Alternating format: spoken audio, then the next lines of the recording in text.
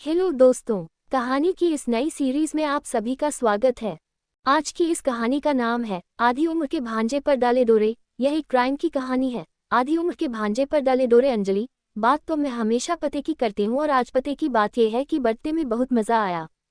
संदीप, क्या हुआ? इतने उदास क्यों हो? संदीप, मेरा जो एक्स बिजनेस पार्टनर है ना अंकुर, उसका कॉल आया। कहाँ से लाऊं उसे 25 लाख रुपए देने के लिए? कुछ समझ में नहीं आ रहा है और मयंक ने लोन भी रिजेक्ट कर दिया। अंजलि, अगर इतनी प्रॉब्लम है तो जाकर अपने पापा से बात क्यों नहीं करते हो? संदीप, पागल हो गई हो क्या? मैं पापा से पैसों के लिए नहीं बोल सकता। अंजलि, ठीक है, तुम बात नहीं कर सकते ना तो कोई बात नहीं, मैं जाके बात करूंगी तुम्हारे पापा से। संदीप, तुम कहीं नहीं जाओगी? बड़ी मुश्किल से तो उन्होंने मुझे माफ किया यार। अंजलि, छोड़ो मेरा हाथ। संदीप, मैं अभी के अभी जाऊंगी और तुम्हारे पापा से बात करूंगी। तभी संदीप अंजलि पर हाथ उठा देता है। संदीप गुस्से में, पापा को कुछ नहीं बोलोगी, समझी? गुस्से में अंजलि भी संदीप को एक जोरदार थप्पड़ मारती है। संदीप, तुमने मुझे थप्पड़ क्यों मारा? ये तो प्लान में नहीं था। अंजलि, प्लान में तो ये भी नहीं था कि तुम मुझे इतनी जोर से थप्पड़ मारोगे। और वैसे भी तुम्हारे पापा जा चुके हैं, मैंने उन्हें जाते हुए देख लिया था। संदीप नजदीक आते हुए, थप्पड़ का कंपेंसेशन तो देना ही पड़ेगा। अंजलि, वैसे हमारा प्लान सक्सेसफुल तो हो गया। संदीप, तुम्हारा अंकुर को पैसा देने का आइडिया कमाल का था। अंजलि, वैसे कमाल की तो मैं हूँ संदीप जी। तुम्हारा कमाल। एक सेकंड संदीप, तुम्हारे पापा बंटी पे ऐसे ही पैसे खर्च करते रहे तो फिर तो प्रॉपर्टी आधी हो जाएगी। संदीप, हाँ, तुम सही कह रही हो, हमें उसके खर्चों को कंट्रोल करना ही पड़ेगा। और मेरे बुद्धू बाप ने अपनी सारी प्रॉपर्टी उस बंटी के नाम की हुई है, उसका भी कुछ इंतजाम करना ही पड़ेगा। अंजलि, एक काम करें, माँ को काम पर लगाएं। अगली सुबह अंजलि की माँ, भाई साहब चाय लीजिए गर्मा गर्म। संदीप के पिता, हाँ। अंजलि की माँ, चलो मैं भी थोड़ा अखबार पढ़ लेती हूँ। आजकल अखबारों में भी कैसी कैसी खबरें छपने लगी है। अब ये सुनिए, एक लड़के ने अपने ही पॉकेट मनी से शराब और ड्रग्स खरीद लिए और नशे में अपने आप को पूरा बर्बाद कर दिया। एक और सुनाती हूँ, एक लड़का गलत संगत में पड़ गया और अपने ही घर से पैसे ले लेकर जुआ खेलने लगा। राम जाने क्या होगा आजकल के लड़कों का। लेकिन भाई साहब, ये तो अच्छा है कि अपना बंटी ऐसा नहीं है। संदीप के पिता, सही कह रही हैं आप, हमारा बंटी थोड़ा खर्चालू जरूर है पर आजकल के लड़कों की तरह नहीं है। अंजलि की माँ, अरे भाई साहब, मुझे आपके दिए संस्कारों पर पूरा भरोसा है। वो तो अखबार है, कुछ भी लिख देते वो तो। मैं इसलिए कह रही थी कि अगर कल को कुछ ऊंच नीच हो गई समझो तो ये बाहर वाले लोग ये तो ऐसा ही कहेंगे ना कि बिना बाप के बच्चे को ये ठीक से पाल ही नहीं सके। बातों बातों में मैं तो भूल ही गई थी, मेरी दवाई का वक्त हो गया, मैं आती हूँ दवाई लेकर। अंजलि की माँ जाने लगती है। इधर संदीप के पिता बंटी को लेकर सोच में पड़ जाते हैं। तभी अंजलि की माँ पीछे मुड़कर हल्की सी मुस्कान देती है। दोपहर के वक्त बंटी रसोई में जाता है और फ्रिज से पानी की बोतल लेकर पानी पीने लगता है। तभी अंजलि जानबूझकर उससे टकराती है जिससे बोतल का पानी बंटी के ऊपर फैल जाता है। बंटी, ये क्या किया आपने? अंजलि, सॉरी बंटी सॉरी, गलती से हो गया। तुम तो पूरे भीग चुके हो, लाओ मैं सुखा के देती हूँ। वह बंटी के शरीर पर अजीब तरह से स्पर्श करने लगती है और चिपकने लगती है। बंटी, मैं खुद चेंज कर लूंगा, डोंट वरी। अंजलि, बंटी, मामी से कैसी शर्म, अपनी मामी से शर्माओ मत, लाओ मैं कर देती हूँ, कहकर वापस फिर से बंटी को गलत तरह से सहलाने लगती है। बंटी को ये सब बहुत अजीब लग रहा था। बंटी, जाते हुए मैं चेंज कर देता हूँ।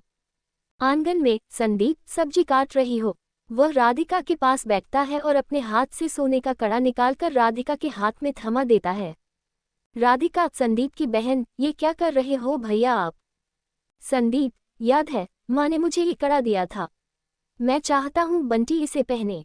राधिका, पर भैया ये कड़ा तो माँ ने आपको दिया था ना? संदीप, हाँ, और जिस तरह माँ ने मुझे पहनाया था ना, मैं चाहता हूँ कि तुम बंटी को इसे पहनाओ। रात में 1 बजे बंटी ड्रिंक करके घर आता है। उसे बहुत तेज भूख लगी होती है इसलिए वह किचन में खाना ढूंढने लग जाता है। अंजलि उसे ये सब करते हुए देख लेती है। वह उसके पास आती है।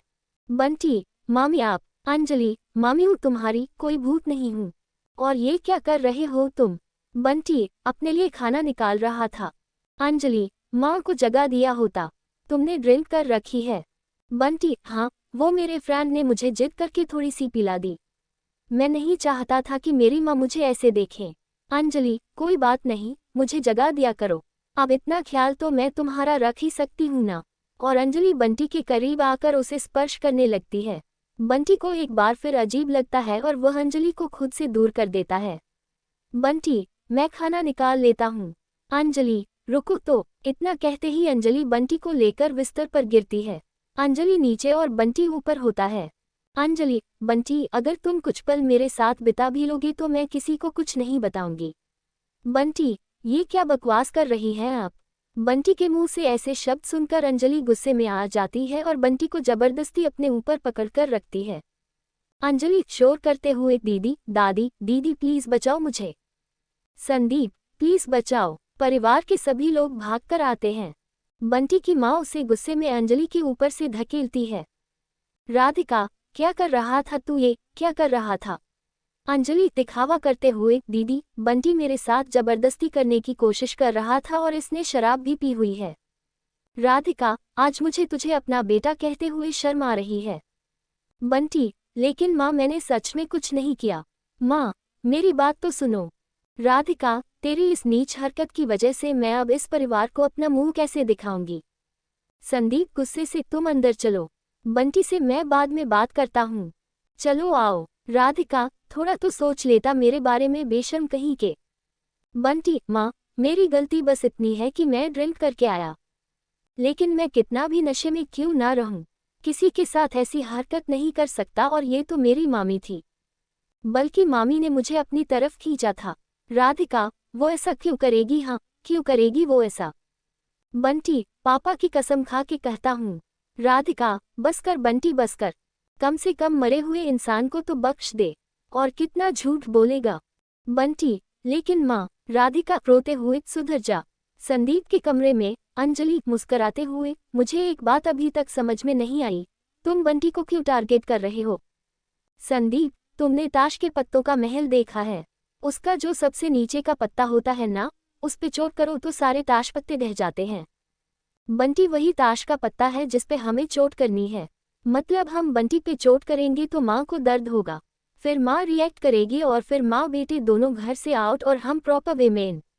अंजलि, वैसे बात तो हमेशा मैं पते की करती हूँ, लेकिन आज पते की बात यह है कि इन सब बातों में तुम्हारा दिमाग काफी चलता है। संदीप रोमांटिक होते हुए, दिमाग के साथ साथ दिल भी चलता है। दोनों गले मिलते हुए किस करते हैं। ये कहानी आपको कैसी लगी? नीचे कमेंट में हमें जरूर बताएं।